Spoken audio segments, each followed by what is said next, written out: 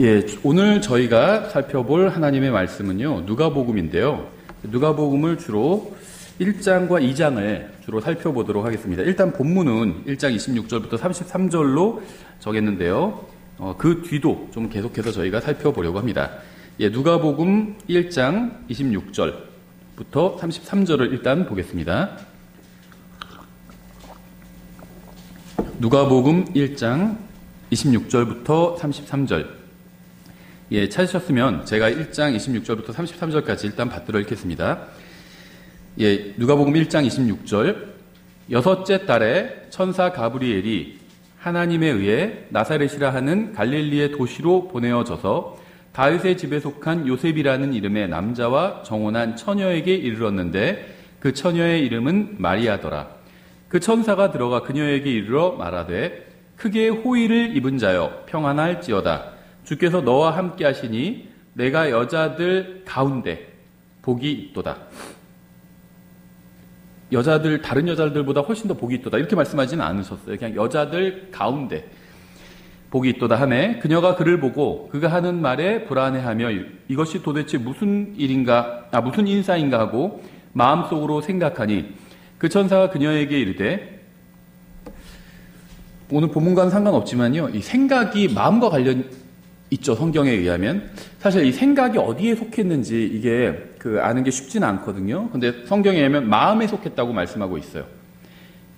우리가 그러니까 마음을 주님 앞에서 바르게 할 수 있죠. 생각도 바르게 할 수 있는 거죠. 예, 마음속으로 생각하니 그 천사가 그녀에게 이르되 마리아야 두려워하지 말라. 내가 하나님께 호의를 입었느니라. 보라 내가 내 태에 수태하여 아들을 낳고 그의 이름을 예수라 하리라. 그가 크게 되고 가장 높으신 이의 아들이라 불릴 것이요 주 하나님께서 그의 조상 다윗의 왕자를 그에게 주시리니 그가 영원토록 야곱의 집을 통치하며 그의 왕국이 무궁하리라 하니라. 잠깐 기도하겠습니다.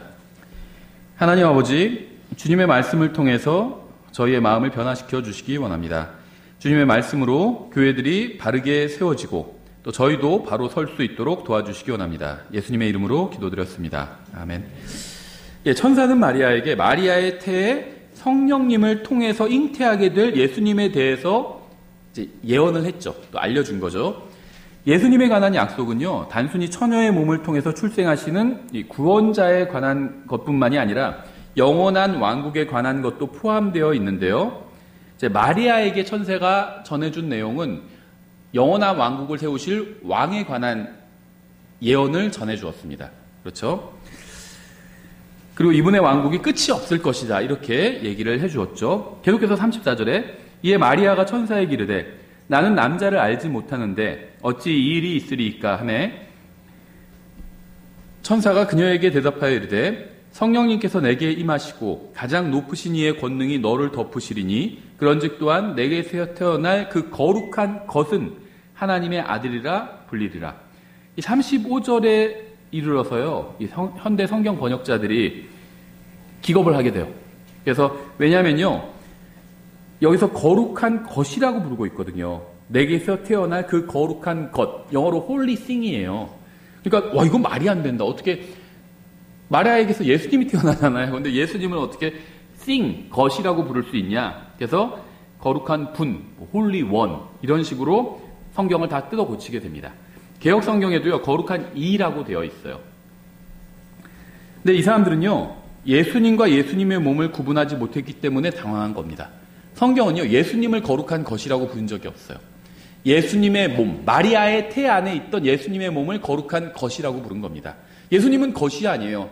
거룩하신 분이지. 근데 예수님의 몸은 거룩한 것입니다. 그렇죠. 예수님께서 거하시는 곳이니까 예수님의 집인 거죠. 예, 예수님께서는요, 마리아의 태 속에 있던 몸으로 들어오셨습니다. 2000년 전부터 예수님께서 존재하게 되신 게 아니에요. 예수님은 마리아의 태 속에 몸이 만들어지기 훨씬 전부터, 영원 전부터 계셨습니다. 예수님은 하나님이기 때문에.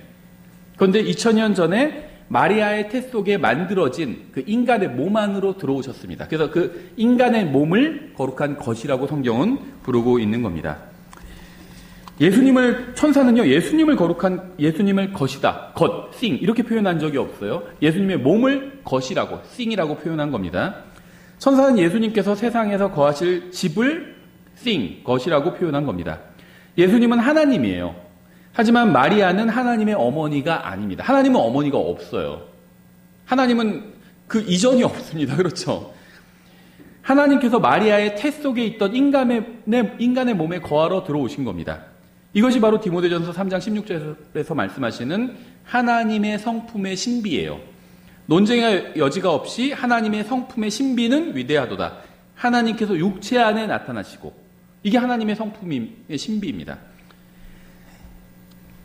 예, 계속해서 누가복음 2장으로 넘어가겠습니다. 2장 1절. 그러니까 누가복음 1장에서는 천사가 나타나서 마리아에게 예수님에 대해서 예언을 하는데요. 예수님에 대한 정보를 주는데 영원하신 왕이라는 정보를 줍니다. 그렇죠? 영원한 왕국을 세우실 왕이라는 정보를 주고요. 누가복음 2장에서는 목자들에게 나타나서 또 예수님에 대한 정보를 주는데요. 정보가 약간 달라요. 우리가 그걸 좀 보겠습니다. 누가복음 2장 1절부터 3절. 그 무렵에 카이사르 아우구스투스가 칙령을 내려 온 세상이 조세 등록을 하게 하였는데 이 조세 등록은 구레뇨가 시리아의 총독이었을 때 처음 한 것이더라. 모든 사람이 조세 등록을 하러 저마다 자기의 도시로 가매. 이건 고고학적으로 다 밝혀졌죠. 밝혀진 지가 불과 한 100년도 안 돼요. 이 자료들이 그러니까 나온 거죠. 발굴이 된 거죠. 예전에는요, 오래전에는요, 뭐 200년 전 이런 때는요, 처음에 이제 그 독일에서 성경 비평학이 나왔을 때, 봐라, 성경 다 거짓말이다. 이거 다 지어낸 얘기다. 이런 식으로 했는데, 맞은 사람들이 속아 넘어갔죠. 근데 나중에는 자료들이 다 나왔어요. 성경에 있는 지명, 어떤 역사적 사실, 이런 거는 다 입증이 되었습니다. 예. 요셉이 이제 그 황제가 다 세금을 내라. 그래서 자기 조세 등록지로 가서 거기서 세금을 내라. 이렇게 칙령을 내렸죠. 만약에 요셉이요, 정부에 저항하기 위해서 세금 납부를 거부하는 이 납세 거부자였다면 성경의 예언은 성취되지 못했을 겁니다. 무슨 말이냐면요, 우리나라는 별로 그런 경우가 없는데 미국에서는 이런 경우들이 종종 있어요. 특히 이제 그리스도인들 중에서 납세를 거부하는 사람들이 있습니다. 왜냐면은 내가 내는 세금으로 진화론 교육을 시키고 있잖아요, 학교에서. 거기서 나는 진화론 교육을 시키는 것에 동참할 수 없다 하면서 납세를 거부하는 건데요. 그거는 모르겠어요. 좀 지나치게 의로운 체하는 것 같아요. 그러니까는 진화론 교육을 시키는 건 악한 일이죠. 근데 내가 세금을 내면 내가 거기에 동참하게 된다는 거예요, 간접적으로. 그렇기 때문에 나는 세금을 내지 않겠다. 이렇게 얘기하는 건데요. 하나는 알고 둘은 모르는 거죠. 그러면은 미국 같은 경우는 다르지만 우리나라 같은 경우는 어떤가요? 우리나라에서 기름 넣으면 이 돈이 어디로 가나요? 우리나라 기름을 어디서 사오나요? 중동에서 사오죠. 그럼 이슬람 세력에게 돈이 들어가요. 이교도들한테 내가 돈을 지원해 주는 거예요. 기름을 사용하는 게. 그렇다고 기름 안 넣나요? 차에? 말도 안 되는 거죠. 그러니까 하나님 앞에서는요, 절대적으로 선한 사람은 없어요. 간접적으로 다 어떤 악에 동참을 할 수밖에 없습니다. 이 세상에 있는 한. 그렇죠. 근데 정말 우리의 문제가 그런 걸까요? 간접적으로 내가 낸 세금이 진화론 교육에 쓰이거나 뭐 동성연애 무슨 교육에 쓰이거나 이런 게 정말 문제일까요? 전 그게 문제 아니라고 생각해요. 그건 어쩔 수 없는 일이잖아요. 내가 하는 게 아니니까. 하나님께서도 그거 문제 삼으지 않으실 거라고 생각합니다. 예. 그거보다 더 큰 죄들이 많잖아요. 의도적으로 내 이익을 위해서 짓는 죄들 많잖아요. 그런 건 얘기도 안 하고 괜히 의로운 척 하는 거죠. 세금 내기 싫으니까. 그냥 내기 싫으면 내기 싫다고 하면 되지. 괜히 신앙을 갖다 붙이지 말라는 거죠. 요셉은 자신의 의무를 다했습니다. 이 당시 로마 정부는 악한 정부였죠. 세금을 냈어요. 예. 자기가 할 수 있는 한에선 정부가 요구하는 것을 해야 됩니다. 예. 예, 그래서 요셉이 만약에 여기서 납세를 거부했다면 성경의 예언이 성취되지 않았겠죠. 예. 예, 계속해서 4절에 요셉도 다윗의 집과 혈통에 속하였으므로 갈릴리의 나사렛시에서 나와 유대로 올라가 베들레헴이라 하는 다윗의 도시에 이르러 자기의 정혼한 아내 마리아와 함께 조세 등록을 하려 하였는데 그녀가 아이를 베어 배가 불렀더라. 마리아는 아직도 처녀였습니다. 그렇죠? 성경은 결혼하기로 약속한 상태인 정혼한 사이를 이미 남편과 아내의 관계라고 이렇게 말씀하고 있어요. 그래서요, 이게 서양 유럽에서도 한 100년 전에는요, 약혼한 사이잖아요. 그럼 부부로 쳐요. 남편과 아내의 관계로 봐요. 우리나라도 그랬습니다. 100년 전에는 정혼한 사이면요, 부부나 다름없었어요. 지금은 그렇진 않죠. 그래서 이 타이타닉이 거의 100년 전 배경이잖아요. 타이타닉에서 그 여자 주인공이 약혼한 사람이 있었잖아요. 사실은 부부나 마찬가지예요. 불륜을 저지른 거예요. 우리는 그걸 아름다운 사랑이다 이렇게 보지만 성경은 간음이라고 부릅니다. 간음이라고. 예, 성경에 의하면 약혼한 사이는 결혼한 것과 다름이 없어요. 근데 이제 또 주목할 게 뭐냐면요. 성경에 의하면 결혼은 집이나 차나 신혼여행이나 혼인신고나 결혼식이나 이런 것에 달린 것이 아닙니다. 이게 나쁘다는 게 아니에요. 가능하면 결혼할 사람이랑 결혼식을 하고요. 혼인신고도 하고요. 그렇죠. 또 집도 준비하고요. 좋은 겁니다. 나쁜 게 아니에요. 저는 그게 나쁘다는 말을 하는 게 아니라 그게 결혼의 본질은 아니라는 겁니다. 그럼 성경에서 말씀하시는 결혼의 본질은 뭐냐? 약속이에요. 우리 둘이 부부가 되겠다. 이 약속입니다. 이게 결혼의 본질이에요. 아무리 혼인신고에도 그런 약속이 없다면 하나님 앞에서 결혼이 아닌 겁니다. 그렇죠? 우리가 국가의 법을 존중하는 차원에서 혼인신고를 하는 거예요. 저는 혼인신고 반대하는 게 아닙니다. 장려합니다. 하지만 결혼의 본질은 두 남녀 간의 약속이라는 겁니다.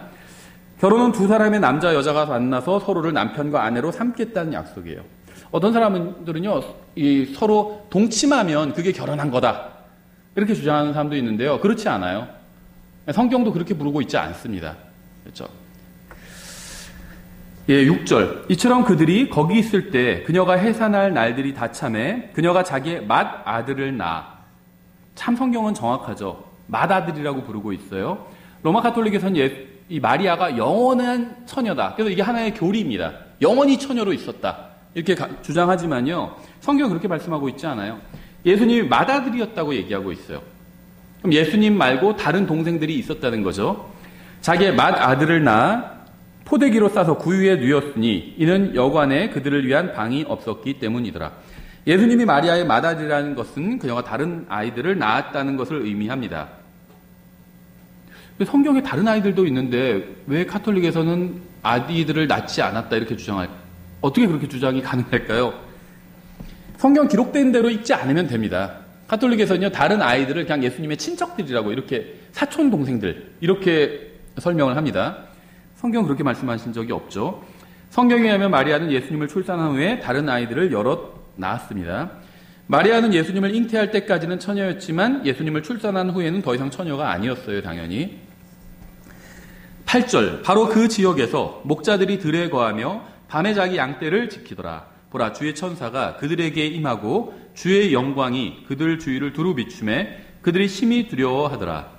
천사가 그들에게 이르되 두려워하지 말라. 보라, 내가 온 백성에게 미칠 큰 기쁨의 좋은 소식을 너에게 가져왔노라. 여기서 이제 온 백성이라고 번역했는데요. 저는 이게 뭐 잘못된 번역이다 이런 말은 아닌데요. all people이에요, 영어로. 그러니까 모든 민족들, 모든 백성들 이렇게 할 수 있죠. 모든 백성들. 백성들이 많잖아요. 전 세계에 민족들이 많잖아요. 근데 모든 민족들, 모든 백성들 이렇게 번역할 수도 있죠. 모든 백성들에게 미칠 좋은 소식을 가져왔다. 이렇게 천사가 목자들에게 말했습니다. 예수님은 유대인들의 왕으로 오셔서 다윗의 왕자에서 통치하실 것이지만 이러한 사실은 단지 유대인들에게만 좋은 소식이 아니라 모든 백성에게 좋은 소식이었어요. 모든 백성에게. 왜 그럴까요? 뒤에 설명이 나와요. 11절. 이날 다윗의 도시에 너희를 위해 구원자, 곧 그리스도 주께서 태어나셨느니라. 예수님이 누구의 구원자실까요? 유대인들의 구원자시죠. 근데 그뿐만이 아니라 모든 사람들의 구원자이십니다. 예수님은. 그렇죠. 그리고 특히 믿는 사람들의 구원자세요. 그렇죠. 예를 들면 소방대, 구조대는 모든 사람들의 구원자죠. 근데 특히 사고를 당한 사람들의 구원자가 되는 거죠. 그나 마찬가지예요. 이날 다윗의 도시에 너희를 위해 구원자 곧 그리스도 주께서 태어나셨느니라. 이것이 너희에게 표적이 되리니 곧 너희가 포대기에 쌓여 구유에 누인 아기를 보리라 하며. 성경은 예수님께서 두 가지 목적을 가지고 처녀를 통해서 출생하셨다고 말씀합니다. 하나는 모든 사람의 구원자가 되기 위함이고요. 목자들에게 이 사실을 알려줬죠. 다른 하나는 예루살렘에 있는 다윗의 왕자에 앉아서 영원한 왕국을 통치하기 위함입니다. 이것은 마리아에게 알려준 거죠. 천사가 나타나서요. 마리아와 목자에게 서로 다른 정보를 주었습니다. 그렇죠? 이 두 가지 목적이 예수 그리스도라는 한 분 안에서 성취가 되는 거죠. 13절, 갑자기 하늘의 군대의 무리가 그 천사와 함께하며 하나님을 찬양하여 이르되 가장 높은 곳에서는 하나님께 영광이요. 이게 먼저 와야 돼요, 항상. 그리고 나서 땅에서는 평화와 사람들을 향한 선하신 뜻이로다. 하나님께 영광이 돌아가야 땅에 평화가 임하는 겁니다. 이게 유엔의 문제죠. 유엔은 하나님께 영광을 돌리지 않고 땅에 평화를 가져오려고 하는데 그건 항상 실패할 수밖에 없어요. 먼저 하나님께서 영광을 받으셔야 그 다음에 땅에서 사람들 가운데 평안이 생길 수 있는 거죠. 천사가 그들을 떠나 하늘로 올라가니 목자들이 서로 이르되 이제 우리가 베들레헴까지 가서 주께서 우리에게 알려주신 일 곧 일어난 이 일을 보자 하고 서둘러 가서 마리아와 요셉과 구유에 누인 아기를 찾아서 보고는 그때 천사가 이 아이에 대하여 자기들에게 말한 것을 널리 알리니 목자들이 이제 천사가 나타나서 천사로부터 이야기를 듣고 나서는 바로 천사가 말한 대로 베들레헴 가서 아기 예수님을 확인한 거죠. 그래서 아기 예수님을 보고 경배를 하고 그 다음에는 천사가 자기들에게 시킨 것이 얘기해 준 내용을 사람들에게 알리고 다닌 겁니다. 이게 뭘까요? 11절 내용이요. 이날 다윗의 도시에 너희를 위해 구원자 곧 그리스도 주께서 태어나셨느니라. 예수님이 구원자라는 사실을 사람들에게 알리고 다닌 겁니다. 이 목자들이. 예수님은 영원한 왕국의 왕과 모든 사람의 구원자가 되기 위해서 처녀의 몸을 통해서 이 세상에 오셨습니다. 두 가지를 위해서 크게 오셨다는 거예요. 누가복음 1장에 의하면 천사가 마리아에게 예수님에 대해 알려준 것은 예수님이 영원한 왕국을 세우시고 다윗의 왕자에서 통치하실 분이라는 사실이었어요. 그런데 2장에서 천사는 목자들에게 예수님이 모든 사람의 구원자라는 사실을 알려주었습니다. 그래서 목자들은 구원자이신 예수님에 대해서 사람들에게 알리고 다녔던 겁니다. 교회는 예수님께서 다윗의 왕자에서 통치하실 분이라는 사실을 세상에 알리도록 사명을 받은 것이 아니라 목자들이 받은 사명처럼 예수님이 세상의 구원자라는 사실을 알리라는 사명을 받았어요.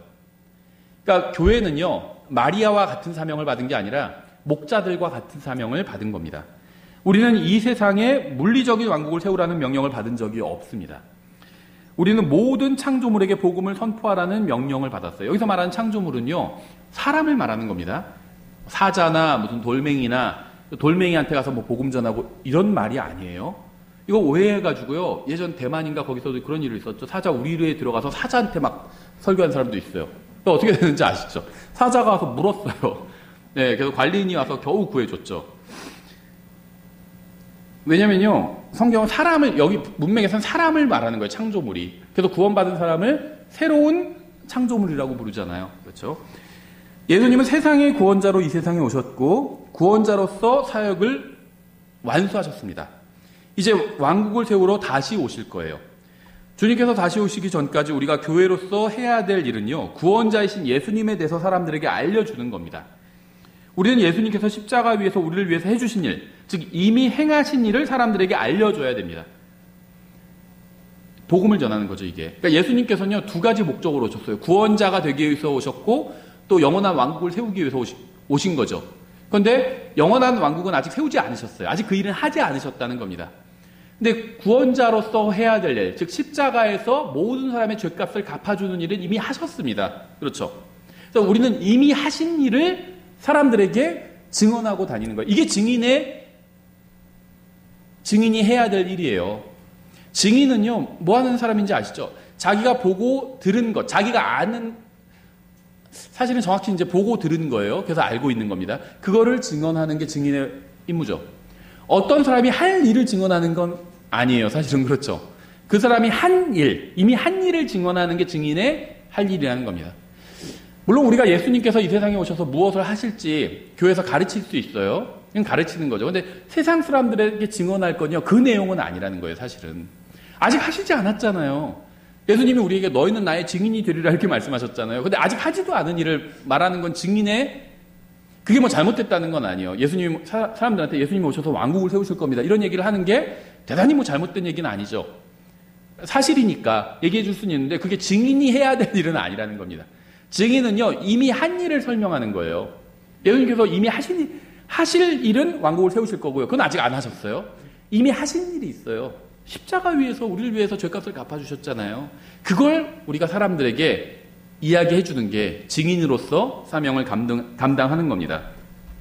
그래서 우리는 이미 일어난 일을 통해서 주님께서 앞으로 행하시겠다고 하신 일, 즉 왕국을 세우시고 영원히 통치하시겠다고 하신 일도 이루어질 것임을 믿을 수 있는 겁니다. 이미 일어난 일이 확실하잖아요. 예수님께서 이 세상에 오셨잖아요. 그래서 십자가 위에서 죽으셨잖아요. 이건요, 증인이 너무 많아요. 역사적인 기록도 너무 많습니다. 그렇죠. 심지어 예수님께서 오신 날을, 오신 해, 그걸 기점으로 지금 인류가 연도를 또 세고 있잖아요. 물론 좀 그게 잠깐 틀리긴 하지만 어쨌든 간에 그날을 기점으로 추산해서 기점을 삼아서 2000년 전이다 해서 세고 있잖아요. 그러니까 예수님께서 2000년 전에 오셔서 행하신 일에 대한 증인과 어떤 그 기록들은 너무나도 많이 있습니다. 그래서 우리가 그걸 증언하는 거예요, 사람들한테. 그걸 설명해 주고. 사무엘하 7장 4절부터 7절에 이렇게 되어 있습니다.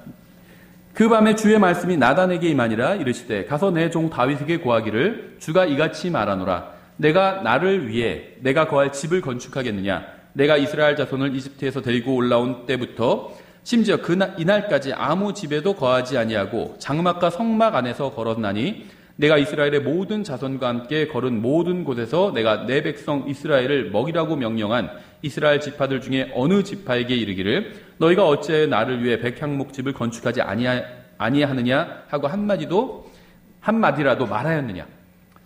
그러니까 다윗은 성전을 건축하기를 원했죠. 하지만 하나님께서는 다윗에게 성전을 건축해달라고 요청하신 적이 없었습니다. 그렇죠? 다윗은 하나님께서 자기에게 무엇인가를 요구하시기 전에 먼저 하나님을 위해서 무엇인가 하고 싶어 했어요. 우리에게도 이런 마음이 필요하죠. 다윗의 마음.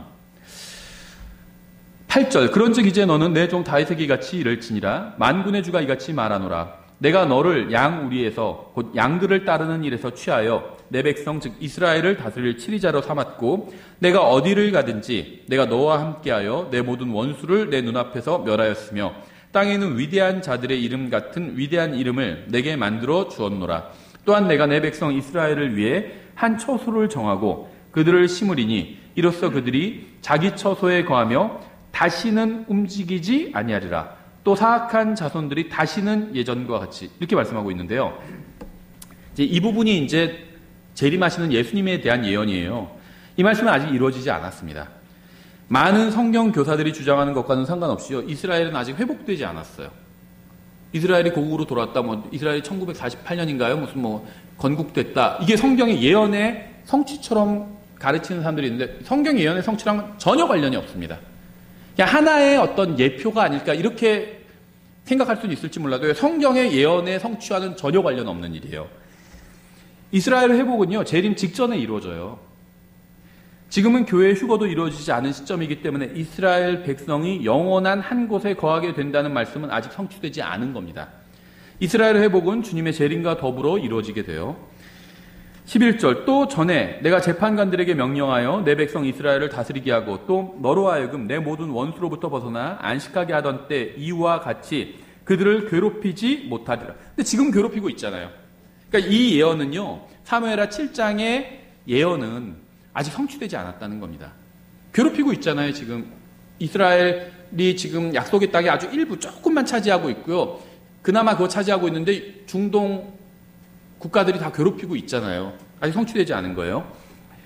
그들을 괴롭히지 못하리라. 또한 주가 친히 너를 위해 집을 세우리라고 내게 말하노라. 내 날들이 차서 내가 내 조상들과 함께 잘 때 내가 내 배 속에서 나올 자 곧 내 뒤를 이을 내 씨를 세우고. 이게 누구에 대한 말씀일까요? 솔로몬에 대한 말씀이 아니에요. 왜냐하면 그의 왕국을 굳게 세우리니 그는 내 이름을 위해 집을 건축할 것이요. 이거 보면 꼭 솔로몬 같죠? 나는 그의 왕국의 왕자를 영원토록 굳게 세우리라. 근데 솔로몬의 왕국은 영원토록 굳게 세워지지 않았잖아요. 그래서 솔로몬에 대한 말씀이 아니에요. 그가 내 이름을 위해 집을 건축할 것이요. 이거 보고 솔로몬이라고 생각하는 사람들이 있는데 아니라는 겁니다. 뒤를 보면 확실히 알 수 있죠. 나는 그의 왕국의 왕자를 영원토록 굳게 세우리라 했는데 솔로몬의 왕자는 그렇지 않았죠. 예수님에 대한 예언이에요. 그리고 그렇다면은 그가 내 이름을 위해 집을 건축할 것이요. 이것도 예수님에 대한 예언이라는 겁니다. 그렇죠. 예, 이 말씀은 천사가 마리아에게 예수님의 출생과 관련하여 예언한 것과 아주 깊은 관련이 있죠. 여기서 말하는 메시는 솔로몬이나 르호보암이 아니라 예수님을 의미합니다. 예수님께서 재림하시면 이 예언의 말씀이 성취가 될 겁니다. 그러니까 이 열왕기하 7장의 예언은 성취되지 않은 예언입니다. 그렇죠. 솔로몬에서 성취된 게 아니에요. 그렇죠. 주님께서는 다윗의 씨를 통해서 영원한 왕국을 세우시겠다고 말씀하셨습니다. 문제는 다윗의 씨, 즉 그의 후손들은 좋은 씨가 아니었다는 게 문제였죠. 예레미야서 22장 28절 이렇게 되어 있어요. 이 사람 고니아는 여호니아 말하는 거죠. 그 여호야긴이에요. 멸시받으며 부서진 우상이냐? 그는 아무 기쁨도 없는 그릇이냐? 어찌하여 그들이 쫓겨나되 곧 그와 그의 씨가 자기들이 알지도 못하는 땅으로 쫓겨났느냐? 주님께서는 다윗의 씨가 영원한 왕국을 세울 것이라고 말씀하셨지만 그의 씨는 자기들이 알지도 못하는 땅으로 쫓겨나고 말았죠. 29절 오 땅이여 땅이여 땅이여 주의 말씀을 들을지어다. 주가 이같이 말하노라. 너희는 이 사람을 자식이 없는 자 자기 날들에 형통하지 못할 자라고 기록하라. 그의 씨 중에 형통하여 다윗의 왕자에 앉아 유다 안에서 다스릴 자가 다시는 없으리라. 그러니까 아까 사무엘하 7장의 예언과 완전히 상치되는 예언이죠. 거기서는 다윗의 씨가 영원히 통치할 거라고 했는데 여기서는 다윗의 씨 중에서 이제는 왕자에 앉아서 다스릴 자가 아예 없을 거다. 이렇게 말씀하고 계신 거예요. 모순처럼 보이죠. 성경을 믿지 않으면 혼란에 빠지게 됩니다. 하나님께서는 다윗에게 그의 씨가 예루살렘에서 영원한 왕국을 통치할 것이라고 약속을 하셨어요. 다윗한테는. 하지만 고니아에 이르러서는 주님께서 그가 자식이 없을 것이라고 말씀을 하셨습니다. 다윗의 자손들이 주님의 길로 걷는데 실패하자 주님께서는 그의 자손을 끝내버리신 거죠. 주님께서는 한편으로는 다윗의 씨가 영원한 왕국을 통치할 것이라고 말씀하셨는데 다른 한편으로는 그의 씨가 끊어질 것이라고 말씀하셨어요. 서로 모순처럼 보이는 이 두 말씀이 다 이루어지려면 다윗의 혈통에서 나온 사람의 아들이 되면서 동시에 그의 아들이 아니어야만 가능한 겁니다. 왜냐하면 예언이 두 개가 있는데 하나는 다윗의 씨에서 나올 사람이 영원히 왕국을 통치할 거라고 그랬고 다른 하나는 다윗의 씨가 끊어질 거라고 말씀하고 있어요. 그렇죠? 그러니까 이게 두 모순처럼 보이는 두 예언이 성취되려면 한 사람이 동시에 다윗의 씨에서 나온 사람이면서 다른 한편으로는 다윗의 씨와 관계가 없는 사람이어야 된다는 거죠. 말이 안 되죠.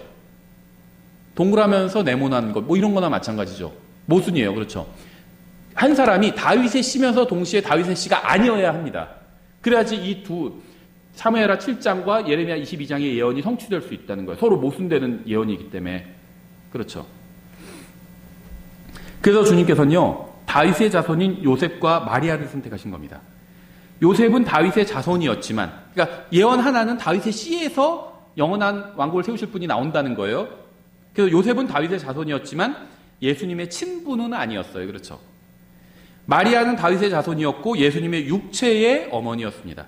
친모 마리아와 계부 요셉이라는 이 조합만이 유일하게 성경의 예언을 성취할 수 있는 것이었어요. 그러니까 친부는 아니었다는 게 무슨 말이냐면 계부였죠. 계부라는 건요. 법적인 관계예요. 이건요. DNA는 전파되지 않아요. 그렇죠. 물려받지 않아요. DNA는 계부니까 내 친아버지가 아니니까. 하지만 법적인 건 다 상속받을 수가 있습니다. 그렇죠. 요즘 뭐 계모, 계부 뭐 이런 기사들 많이 낳고 안 좋게 낳고 하는데요. 꼭 안 좋은 것만 있는 건 아니에요. 계부가 됐다는 건요. 법적이 상속받을 수 있다는 거예요. 그렇죠. 친아버지는 아니지만 그 사람 호적으로 들어갔잖아요. 그럼 상속을 받을 수 있다는 겁니다. 그러니까 요셉은 예수님의 친부가 아니었어요. 계부였습니다. DNA는 전파되지 않지만 상속은 다 받을 수 있는 겁니다. 그렇죠. 천사가 마리아에게 했던 말은 바로 이런 내용을 담고 있었던 겁니다. 마리아를 통해서 출생하신 분은 다윗의 자손이기는 하지만 그의 부패한 혈통은 물려받지 않으신 분이시면서 동시에 합법적인 다윗의 자손으로서 영원한 왕국을 세우실 것이라는 내용이었어요. 예수님은요, 요셉의 친아들은 아니었지만 합법적인 아들이었습니다. 그렇죠. 계부도 합법적인 관계예요. 주님께서 이 약속을 이루실 수 있는 유일한 방법은 예수님께서 처녀를 통해서 출생하시는 것이었습니다. 예수님께서 죄인들의 구원자로 이 세상에 오셨다는 사실로 인해서 저는 감사를 드려요. 이러한 사실은 부패한 이 세상의 왕국들에는 아무런 영향을 끼치지 못합니다. 잘 생각해 보세요. 이 세상 왕국들은 다 부패해 있습니다. 왜 그럴까요? 이 세상의 신은 사탄이에요. 미국의 신도 사탄이에요. 중국과 북한의 신도 사탄입니다. 대한민국의 신도 사탄이에요. 이 세상의 신, 전체의 신 사탄이고요. 사탄이 마귀들에게 다 할당해 줬어요.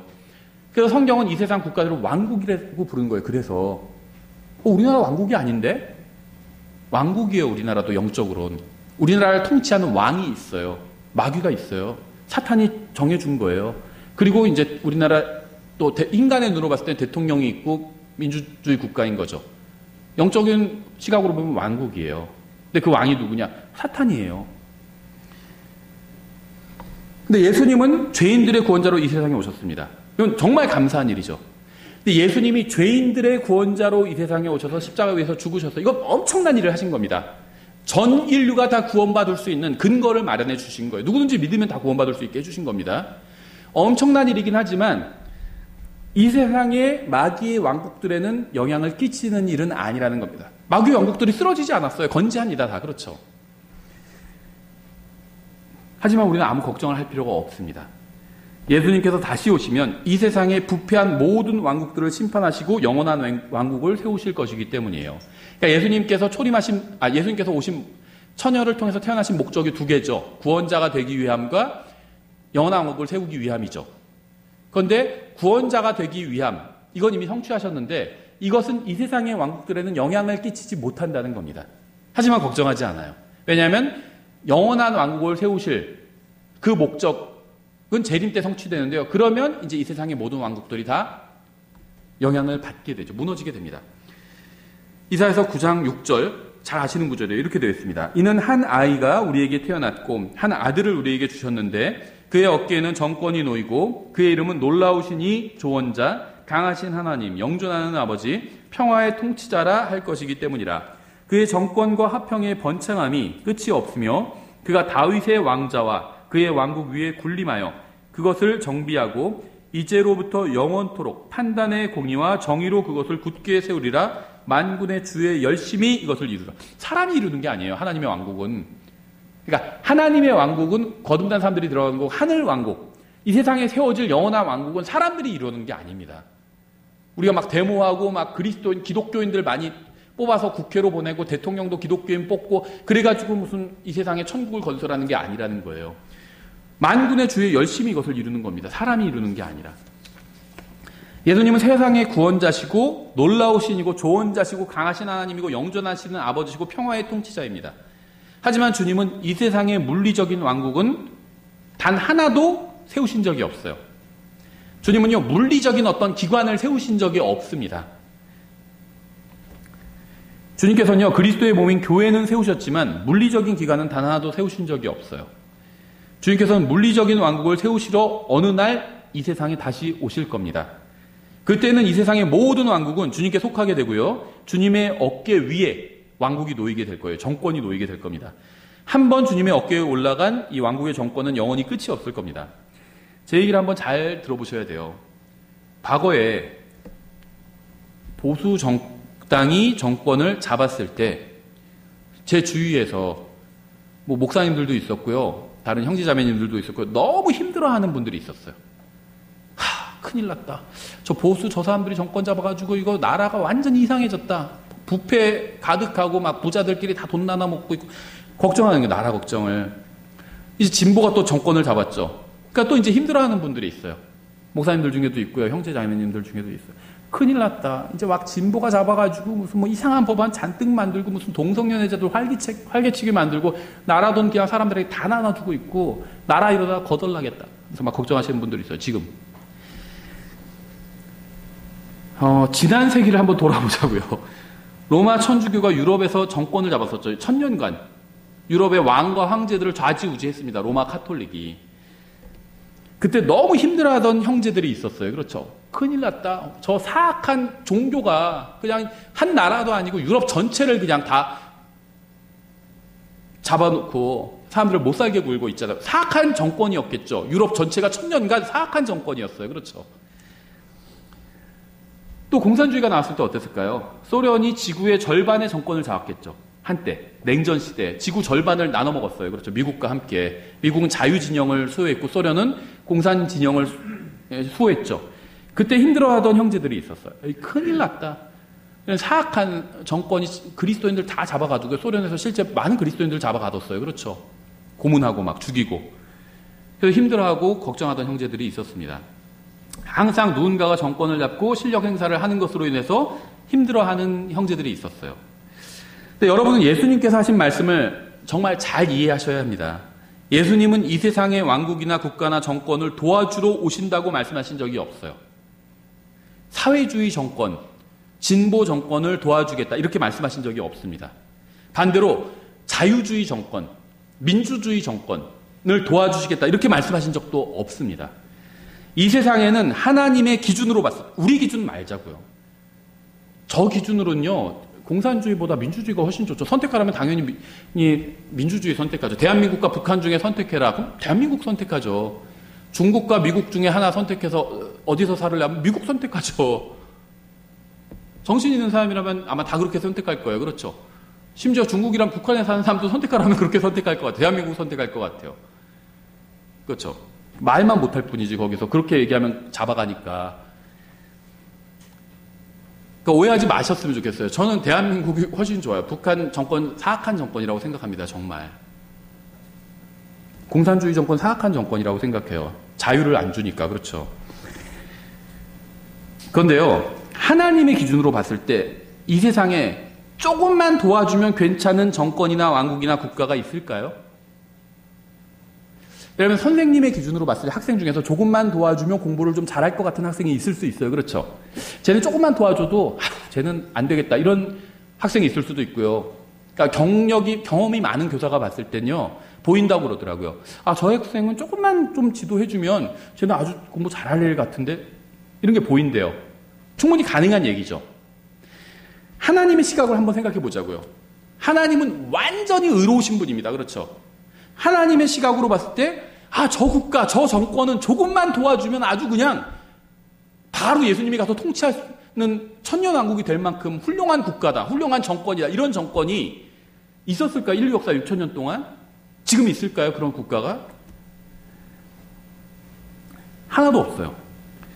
주님께서 다시 오시면 자신의 왕국을 완전히 새롭게 세우실 겁니다. 주님의 초림과 재림 사이에는 주님께서 천사들을 통해서 목자들에게 말씀하셨던 것처럼 우리는 왕이신 예수님이 아니라 세상 모든 사람의 구원자이신 예수님에 대해서 전해야 되는 거예요. 왕국에 관한 건요. 절망적이에요. 예수님이 오시지 않는다면. 그렇죠? 괜찮은 정권이 없어요. 사람 마음에 드는 정권은 있죠. 내가 좀 보수적이면 지금 정권 마음에 안 들어. 이전 정권이 마음에 들 수 있어요. 좀 진보적이면 이전 정권 너무 싫었어. 근데 지금 정권은 좋아. 그럴 수 있죠. 사람 마음에 드는 정권은 있어요. 그런데 하나님의 마음에 드는 정권은 없다는 겁니다. 그래서 예수님이 오셔서 왕국을 세우려고 하시는 거예요. 이거랑 똑같아요. 예수님 오시는 목적이 두 가지잖아요. 하나는 사람을 구원하시는 거고 하나는 왕국을 세우시는 거거든요. 초림과 재림의 목적이죠. 각자. 근데 사람이 자기 능력으로 구원받을 수 있다면 그럼 예수님께서 십자가에서 죽으실 필요가 없어요. 자기 능력으로 구원받을 수 있는데 사람이 어떤 행위를 해서 하나님을 완전히 만족시킬 수 있다면 예수님께서 십자가에서 죽으실 필요가 없었어요. 근데 사람의 능력으로 하나님을 만족시킬 수 있는 사람이 아무도 없어요. 그렇죠? 아무리 의로운 일을 해도 하나님 앞에서는 더러운 걸레와 같아요. 누더기와 같아요. 그래서 예수님께서 십자가에서 죽으신 거예요. 초림도 예수님께서 하셔야만 하기 때문에 하신 겁니다. 재림도 마찬가지라는 거예요. 저 국가는 조금만 힘을 실어주면 완전히 의로운 국가가 되겠다. 이런 국가가 있다면 예수님께서 재림하실 필요가 없어요. 다 실패했습니다. 다윗도 실패했어요. 지금 어느 국가가 성공할 수 있겠어요, 그거를. 이스라엘의 최대 전성기인 다윗 때도 실패를 했는데 하나님 앞에서 죄를 짓고 완전히 의로 통치하는 국가는 불가능했다는 겁니다. 그때도. 그래서 예수님 재림하시는 거예요. 잘못된 세상을 바로잡는 것은요. 우리가 이 세상에서 할 일이 아닙니다. 저는 그게 잘못된 일이라는 건 아니에요. 잘못된 세상을 바로잡는 게 잘못된 일이다. 그렇게 얘기하고 있는 건 아닙니다. 잘못된 세상 바로 잡아야죠. 근데 우리가 할 일은 아니라는 겁니다. 제가 항상 비유를 많이 들었죠. 현암로 이 거리에 쓰레기가 넘쳐나요. 그럼 쓰레기를 치우는 건 좋은 일이죠. 나쁜 일이 아니에요. 근데 교회가 할 일은 아니라는 겁니다. 교회가 헌금 다 걷어가지고 막 쓰레기 치우는데 사람들 사서 쓰레기를 치운다든지 그건 아니에요. 교회는 그렇죠. 복음을 전하는 데 써야죠. 하나님 말씀을 가르치는 데 쓰고 성도들이 모여가지고 주일에 오전에 딱 모여서 쓰레기를 다 치웁시다. 좋은 일이지만 교회가 할 일은 아니에요. 그렇죠. 성도들이 모여서 하나님께 경배를 드려야죠. 교회가 할 일은 따로 있다는 겁니다. 이 세상 국가나 정치를 바로잡는 것은요, 그리스도의 몸인 교회가 할 일이 아닙니다. 이 세상은 주님께서 다시 오시기 전에는 결코 바로잡히지 않을 거예요. 이 세상의 교회가 다 힘을 합해서 무엇을 한다 해도요, 마귀가 세상의 신으로 있는 한 이 세상은 바로잡히지 않을 겁니다. 생각해 보세요. 교회가 막 다 힘을 합해가지고 다 연합했어요. 지금 교회가 다 분열돼 있죠. 다 연합했어요. 그래서 이 세상의 왕국이 마귀에게 넘어갔는데 우리가 다 뺏어오자 한다고 마귀가 뺏길까요, 그거를? 마귀의 손에서 뺏을 수가 있을까요? 교회가 다 연합해도? 교회가 아니라 인류가 다 연합한다고 해도 마귀의 손에서 그 왕권을 뺏어올 수가 있을까요? 불가능해요. 마귀가 코 웃음도 안 쳐요. 마귀의 손에서 왕국을 뺏어올 수 있는 분은요, 한 분밖에 없어요. 예수님밖에 없어요. 그래서 우리가 그분을 기다리는 거예요. 우리가 못하니까 하고 싶죠. 저도 이 세상이 바로 잡히는 걸 보고 싶어요. 답답해요. 근데 할 수가 없어요. 저 혼자 할 수 없고요. 우리 교회가 힘을 합해도 할 수 없고요. 전 세계가 힘을 합해도 할 수 없습니다. 오직 할 수 있는 분은 한 분밖에 없어요. 그래서 그분이 오시길 기다리는 거죠. 간절히. 이 엉망진창인 세상을 바로잡아 달라고. 이 세상의 정권은 마귀에게 속했습니다. 마귀는 자신이 원하는 자에게 각 국가의 정권을 맡겨왔고 지금도 맡기고 있어요. 이제 이 말은요, 정치 지도자들이 모두 다 사탄 숭배자라는 말은 아닙니다. 음모론 좋아하시는 분들도 이런 거 주장하시는 분 있어요. 모든 세계 정치 지도자들이 다 뭐 일루미나티도 소속이고 뭐 다 사탄 숭배자고, 그들은 정권을 자신들에게 맡긴 것이 마귀라는 사실도 몰라요. 대부분 그저 자신들이 잘나서 정권을 잡았다고 생각합니다. 예수님은 믿는 사람들에게 온 세상에 가서 부패한 국가와 정권을 바로잡아서 재림을 쉽게 만들라고 명령하신 적이 단 한 번도 없습니다.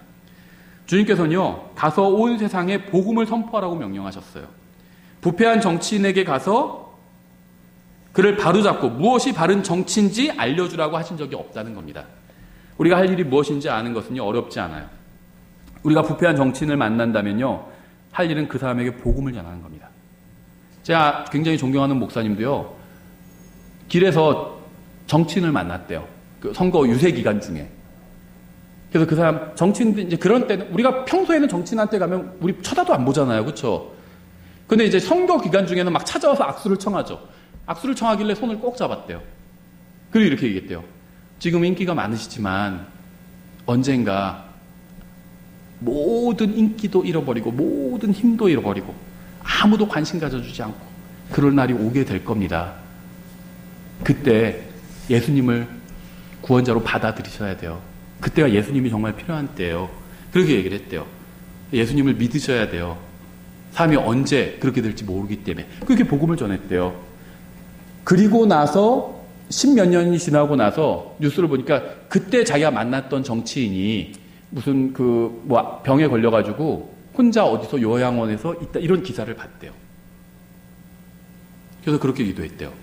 성령님께서 지금 그 사람의 마음에 가셔서 제가 그때 전했던 복음을 기억나게 해달라고, 그 사람이 그렇게 기도했대요. 이게 우리가 할 일이에요. 정치적으로 진보적인 성향을 가진 사람을 만나면요, 저는 어떻게 할까요? 진보 이런 게 문제고 잘못된 거다, 성경적으로도 이거 잘못된 거, 그렇게 얘기하지 않을 거예요. 저는 그 사람한테 복음을 전할 겁니다. 보수적인 성향을 가진 사람 만나면 어떻게 할까요? 저는 그 사람한테 복음을 전할 거예요. 거짓 종교에 빠진 사람을 만나면 저는 그 사람한테 복음을 전할 겁니다. 진보든 보수든 상관없이 예수님을 구원자로 받아들이지 않고 죽으면 지옥에 가게 됩니다. 생각해 보세요. 여러분이 예를 들면 보수예요. 진보가 잘못됐다고 생각합니다. 그 사람한테 왜 진보가 잘못됐는지 막 얘기를 해줘요. 막 동영상도 링크해서 막 보내고. 근데 그 사람이 죽었어요. 예수님 안 믿고. 그럼 그 사람이 지옥에 갔습니다. 그 사람이 딱 여러분을 생각하면서 그 사람 교회 다니는 사람이었는데 예수님 믿고 구원받은 사람이라고 했는데 나한테 진보가 잘못됐다는 자료를 잔뜩 보내줬는데 복음은 안 보내줘서.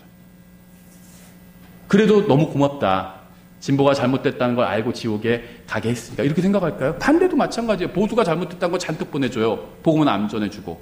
그럼 그 사람이 지옥에 가가지고 그래도 내가 지옥에 오긴 했지만 보수가 잘못됐다는 걸 알고 왔으니까 고맙다. 이렇게 생각할까요? 전혀 그렇지 않다는 거죠. 진보든 모두든 상관없어요. 예수님 안 믿고 죽으면 다 지옥에 갑니다. 그렇죠. 멸망하는 세상을 향해서 우리가 할 유일한 일은요, 복음을 전해주는 거예요. 이것 외에는 이 세상을 향한 그리스도인이 가진 다른 사명은 없습니다. 누군가의 정치 성향보다 더 중요한 것은요, 그가 구원받았는지 그렇지 않은지 이 여부예요. 구원받지 않았다면 그가 어느 정당에 속해 있건 어느 국가에 속해 있건 상관없이 예수님을 믿고 구원받아야 됩니다. 미국에 속해 있건 중국에 속해 있건 북한에 속해 있건 구원받지 않았다면 다 죽어서 지옥에 가요. 인종 문제보다 더 중요한 것은요, 구원 문제예요. 지금 흑인의 생명은 중요하다 이런 데모하죠. 구원이 더 중요해요. 구원이. 이 세상에서 아무리 흑인 인권이 올라가고 잘 먹고 잘 살아도 죽어서 지옥에 가면 무슨 소용이 있어요. 구원받지 않은 사람에게 있어서 이 구원받았느냐 구원받지 못했느냐보다 더 중요한 문제는 없습니다. 구원받은 사람으로서 우리가 세상에 선포한 메시지는요, 예수님께서 참되고 유일한 구원자가 되신다는 이 사실이에요. 이걸 선포해야 돼요, 우리는. 저는 누가 정권을 잡는지에 관해서 별로 걱정하지 않아요. 마음에 안 들 때는 있어요. 왜 저런 사람을 뽑았을까, 사람들이? 이렇게 생각될 때는 있어요. 하지만 걱정은 안 해요. 어느 국가가 강대국이 될지에 대해서도 별로 걱정하지 않습니다. 지금 중국이 너무 이거 세력이 커지고 이러다가 다시 신냉전 체제가 오고 걱정하시는 분들이 있는데요. 중국이 강대국이 되건 사우디아라비아가 강대국이 되건 저는 아무것도 염려하거나 걱정하지 않습니다. 언젠가 예수님께서 재림하시면요, 오직 한 분이 하나의 왕자에 앉아서 온 세상을 통치하실 겁니다. 지금 누가 권력을 가졌던 상관없이 주님께서 다시 오시면 모든 권력자는 권력을 빼앗기게 될 거예요. 염려하지 마세요. 왜 저런 사람을 뽑았을까? 뺏길 거예요, 주님께서 오시면. 세상에 기록된 이 성경에 기록된 초림에 관한 예언은요, 모두 기록된 그대로 정확하게 성취돼서 어디에 태어나시고 어떻게 태어나시고 다 그대로 성취되었습니다. 따라서 우리는 성경에 기록된 재림에 관한 예언도 모두 다 기록된 그대로 정확하게 성취될 것을 큰 확신 가운데 믿을 수 있어요. 그래서 저는 주님께서 다시 오시면 모든 왕국과 정권을 무너뜨리시고 영원한 왕국을 세우시고 예루살렘에서 온 세상을 통치하실 것이라고 믿는 겁니다. 예레미야서 아까 제가 한 가지 뺀 게 있는데요. 그거를 얘기하겠습니다. 22장 29절에 오 땅이여 땅이여 땅이여 주의 말씀을 들을지어다 주가 이같이 말하노라 너희는 이 사람을 자식이 없는 자 자기 날들에 형통하지 못할 자라고 기록하라. 그의 씨 중에 형통하여 다윗의 왕자에 앉아 유다 안에서 다스릴 자가 다시는 없으리라. 다윗의 혈통에서는 더 이상 왕이 나오지 않을 것이라는 말씀이죠. 23장 5절에 주가 말하노라 보라 날들이 이르리니 내가 다윗에게 한 의로운 가지를 일으킬 것이요 한 왕이 통치하고 형통하여 땅에서 판단과 공의와 정의를 집행하리라.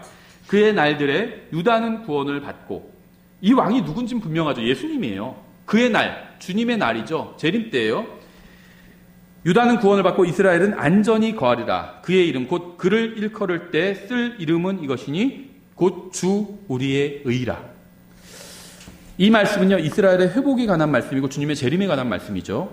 누가복음에서는 죄인을 구원하러 세상에 오신 분이기 때문에 주님의 이름을 예수라고 불렀습니다. 그렇죠. 예수라는 이름은 하나님께서 구원하신다는 뜻이에요. 그렇죠. 그런데 주님께서는요, 재림하셔서 왕자에 앉으시면 주님의 이름을 주 우리의 의라고 부르게 됩니다. 왜냐하면 그때가 되어야 주님께서 인간이 망쳐놓은 것을 의롭게 바로잡아서 통치하실 것이기 때문이에요. 7절 주가 말하노라 그러므로 보라 날들이 이르리니 다시는 그들이 말하기를 이스라엘 자손을 이집트 땅에서 데리고 올라오신 주께서 살아계신다 하지 아니하고 오히려 말하기를 이스라엘 집 씨를 북쪽 나라와 또 내가 그들을 몰아내어 머물게 한 모든 나라에서 데리고 나오시고 인도하신 주께서 살아계신다 할 것이요 그들이 자기들의 땅에 거하리라. 우리는 누가 정말 구원받은 사람인지 아닌지 누가 정말 다시 태어난 사람인지 아닌지 100% 정확히 알 수는 없습니다. 그건 휴거돼서 올라가 봐야 알 수 있어요. 그렇죠. 누가 구원받았는지 정확히 아시는 분은 하나님밖에 없어요. 마찬가지로 누가 정말 유대인인지 이것도 오직 주님께서만 정확히 아십니다. 그러니까 주님께서 구원받은 사람들만 골라서 데리고 가실 것처럼 진짜 유대인들만 골라서 이 약속의 땅으로 모으실 거예요. 예수님은 이 세상에 구원자로 오셔서 십자가 위에서 죽으시고 3일 만에 부활하셨습니다. 그리고 이제 왕 중의 왕으로 다시 오셔서 올리브산 위에 서실 거고요. 예루살렘의 동문으로 들어가셔서 다윗의 왕자에 앉으시고 이스라엘을 세상의 머리 국가가 되게 하시고 교회와 함께 온 세상을 통치하실 겁니다. 이것이 바로 주님께서 이 세상에 오시면 하실 일이죠. 다시 이제 누가복음 1장으로 돌아가서 마치겠습니다. 1장 31절에 보라 내가 내 태에 수태하여 아들을 낳고 그의 이름을 예수라 하리라. 그가 크게 되고 가장 높으신 이의 아들이라 불릴 것이요. 여기까지는 2000년 전에 다 성취됐어요. 계속해서 32절 주 하나님께서 그의 조상 다윗의 왕자를 그에게 주시리니 그가 영원토록 야곱의 집을 통치하며 그의 왕국이 무궁하리라 하니라. 여러분이 이 말씀을 진정으로 믿는다면 예수님께서 오셔서 다윗의 왕자에 앉아서 영원토록 이 세상을 통치하신다. 이 말씀을 진정으로 믿는다면 이 세상에서 무슨 일이 일어나건 누가 권력을 잡건 여러분은 전혀 걱정하거나 염려하지 않고요. 평안한 마음을 유지할 수가 있습니다. 주님께서는 모든 반대 세력을 제거하시고 온 세상을 통치하실 거예요. 누가복음 2장 8절 보라 주의 천사가 그들에게 임하고 주의 영광이 그들 주위를 둘러 비추매 그들이 심히 두려워하더라. 천사가 그들에게 이르되 두려워하지 말라. 보라 내가 온 백성에게 미칠 큰 기쁨의 좋은 소식을 너희에게 가져왔노라. 이날 다윗의 도시에 너희를 위해 구원자 곧 그리스도 주께서 태어나셨느니라. 주님께서 재림하시기 전까지 우리가 세상에 선포할 말씀이 바로 이것입니다. 자신의 죄로 인해서 지옥에 가야만 하는 사람들을 위해서 예수님께서 구원자가 되셨다는 사실, 이걸 선포해야 돼요. 십자가 위에서 그들의 모든 죄값을 치러주셨다는 사실을 멸망하는 세상에 선포해야 돼요. 언제가 예수님께서 이 세상에 다시 오셔서 영원한 왕국을 세우실 겁니다. 이건 사실이지만 복음은 아니에요. 그렇죠? 예수님께서 이 세상에 오셔서 왕국을 세우실 거다. 팩트예요. 사실이에요. 성경적인 사실이지만 복음은 아니라는 겁니다. 이게. 이러한 사실을 믿는다고 해서 구원받는 것은 아니죠. 성경이 말씀하시는 복음은요. 예수님께서 모든 사람의 구원자로 오셔서 십자가에서 모든 죄값을 대신 치러주셨다는 거예요. 그래서 예수님을 구원자로 받아들이기만 하면 누구든지 구원받을 수 있다. 이게 복음입니다. 그렇죠? 저는 오늘 밤에 예수님께서 다시 오실 수 있다고 믿지만 동시에 100년 후나 5년 후에 오실 수도 있다고 믿습니다. 언제 오실지 몰라요.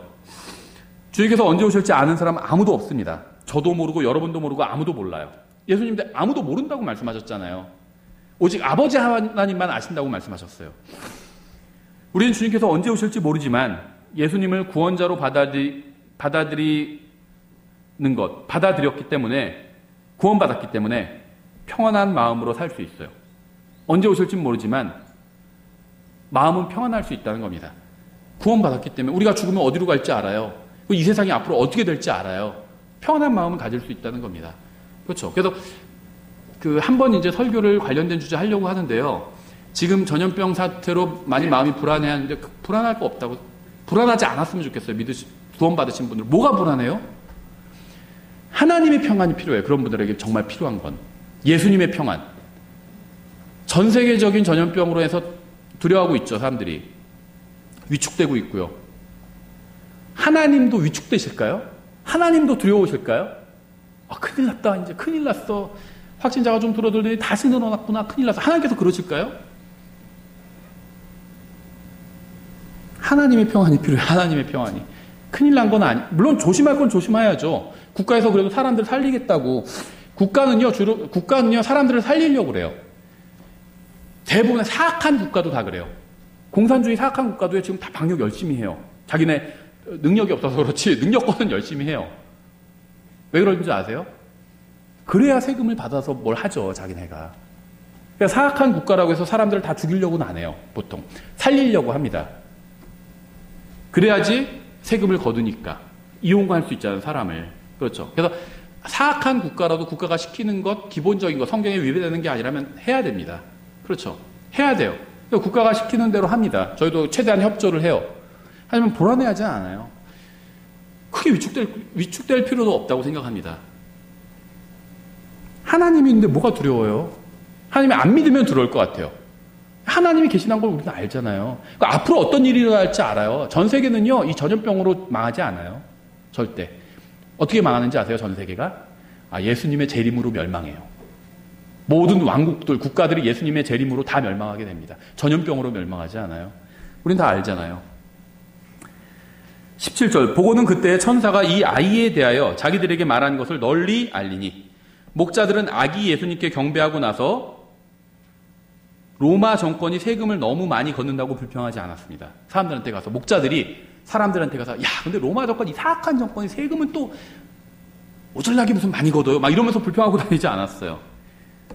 아니면 어떻게 어린 아기가 비위생적인 그 구유에 누워있냐. 이 로마의 복지는 정말 최악이다. 이런 거 불평하고 다니지도 않았습니다. 당시 로마는요, 사악한 제국이었지만 그들은 사악한 국가나 사악한 정권이나 사악한 정치인에 관해서 불평하지 않고 천사가 자기들에게 말한 것, 즉 예수님이 세상의 구원자라는 사실을 널리 알렸습니다. 예수님께서 온 세상의 죄인들을 구원하시려고 이 세상에 오셨어요. 그 사실을 널리 알린 거예요. 국가에 대해서 불평하고 다니지 않았다. 생각해보세요. 대한민국 그래도 괜찮은 국가인데 부족한 점도 많죠. 정치인들도 또 부족한 점도 많아요. 잘하는 것도 있고 못하는 것도 많이 있고요. 그렇죠. 로마는요, 훨씬 더 사악한 정권이었어요. 지금 이제 보수적인 그리스도인들, 이제 보수 정당 지지하는 분들은요, 지금 정권 좋아하지 않아요. 저도 마음에 들지 않는 점이 많이 있습니다. 그런데요, 그리스도인들을 일단 잡아가서 죽이진 않잖아요. 그렇죠. 그러니까 제가 말하는 건 뭐냐면요, 우리나라 역대 정권들이 하나님 앞에서는 다 사악한 정권이었어요. 하지만 로마 정권보단 다 나아요. 그렇죠. 이승만 정권부터 시작해서 박정희 정권, 전두환 정권도요, 로마 정권보단 나아요. 진보적인 분들 전두환 정권 굉장히 싫어하는 분들 많은데요, 로마보단 나아요. 그렇죠. 로마 황제 얼마나 사악했어요. 전두환 정권 때도 그리스도인들 잡아서 죽이진 않았거든요. 그렇게 로마보다 훨씬 나아요. 이 사악한 로마 정권 체계에서도 사도 바울이 성경에 단 한 줄도 로마 정권 욕한 적이 없어요. 왜냐하면 그게 바울의 사명이 아니었기 때문이에요. 바울의 사명은 복음을 전하고 하나님 말씀 가르치는 거였거든요. 우리도 마찬가지라는 겁니다. 이 세상의 모든 국가는 잘못되었습니다. 사람들은 항상 국가나 정부나 정치인들에 대해서 불만을 토로해 왔어요. 그렇죠? 예전에도 그랬고 지금도 그러고 앞으로도 그럴 겁니다. 정치인이나 정권이나 정부에 문제가 많다는 것을 모르는 사람이 누가 있을까요? 정말 정권에 문제가 있었는데, 그래? 뭐야? 문제 뭔데? 와, 나 처음 들었어. 이런 사람 아무도 없어요. 당연히 문제가 있어요. 그렇죠? 그러한 사실은 모든 사람이 다 알고 있습니다. 그런데 왜 우리는 모든 사람이 다 아는 사실을 얘기하고 다녀야 될까요? 정부에 문제가 많아요. 어느 나라나. 그거 다 알아요. 사람들은. 다 아는 거 못하러 얘기하러 다녀요. 우리는 사람들이 모르는 사실, 우리가 아니면 누구도 말해주지 않는 사실을 말하고 다녀야 합니다. 정치인이나 정권이 잘못하는 것이 무엇인지 구체적으로 알아도 인생이 바뀌거나 영원한 운명이 바뀌진 않아요. 예를 들면 지금 정권에 어떤 비리가 있어요. 내가 알게 됐어요. 그래서 내가 사람들한테 알리고 다니고 그 사실을 누가 들었다고 해서 그 사람의 인생이 바뀌지도 않고 영원한 운명이 바뀌지도 않아요. 하지만 예수님이 십자가 위에서 무엇을 하셨는지, 왜 십자가 위에서 그 참혹하게 그렇게 비참하게 죽으셔야 되는지 그 사실을 알고 믿는다면 인생이 완전히 변하고 영원한 운명이 완전히 변해요. 그렇죠? 천사를 통해서 주님의 말씀을 들은 목자들은요, 멸망하는 세상에 전할 말씀이 있었습니다. 그들은 죽어서 지옥에 갈 수밖에 없는 사람들에게 큰 기쁨의 소식을 전할 수 있었어요. 여러분이 구원받았나요? 여러분 예수님이 누구신지 알고 계시나요? 예수님이 십자가 위에서 왜 죽으셨는지 그 이유를 알고 계시나요? 만일 여러분이 주님께서 십자가 위에서 무엇을 하셨는지 안다면, 예수님이 누구신지 안다면 여러분은 멸망하는 세상 사람들에게 전할 큰 기쁨의 좋은 소식을 가지고 있는 겁니다. 부패한 정치인이나 정부는 항상 있어 왔어요. 우리는 부패한 정치인이나 정권이나 정부를 욕할 필요가 없습니다. 우리가 아니라도 그들을 욕할 사람 많이 있어요. 하지만 우리 주위에 있는 사람들, 우리가 매일 직장이나 학교나 마을에서 만나는 사람들에게 죄인들을 구원하시는 예수님에 대해서 말하지 않는다면 누가 그들에게 그 사실을 얘기해 줄까요? 우리는 하나님께서 인간의 몸으로 오셔서 십자가 위에서 인간을 대신해서 죄값을 치러주심으로 누구든지 원하면 구원받을 수 있는 길이 열렸다는 정말 놀라운 사실을 알고 있습니다.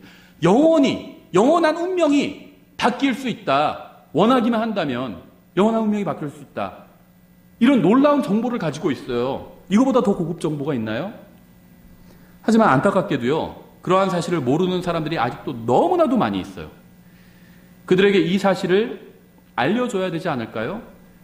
예수님께서 누구라도 구원하실 수 있습니다. 누구라도. 정말 누구라도. 각자 자기를 보면 알잖아요. 자기가 얼마나 완악한 죄인이었는지. 나를 구원하셨다면 다른 사람 누구라도 구원하실 수 있는 거예요. 멸망하는 세상에 이 사실을 알려주십시다.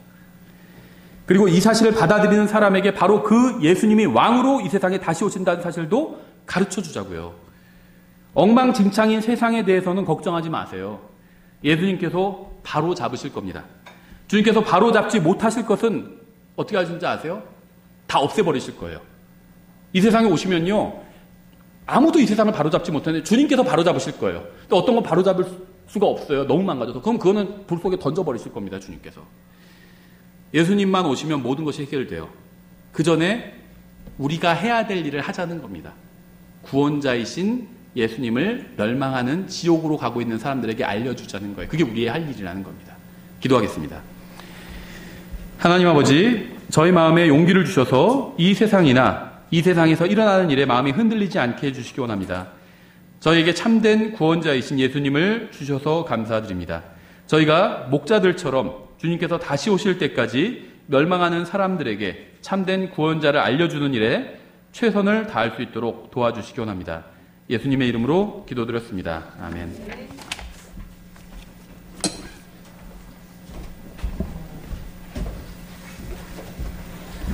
다 같이 자리에서 일어나셔서 찬송가 384장 마침 찬양 하시겠습니다.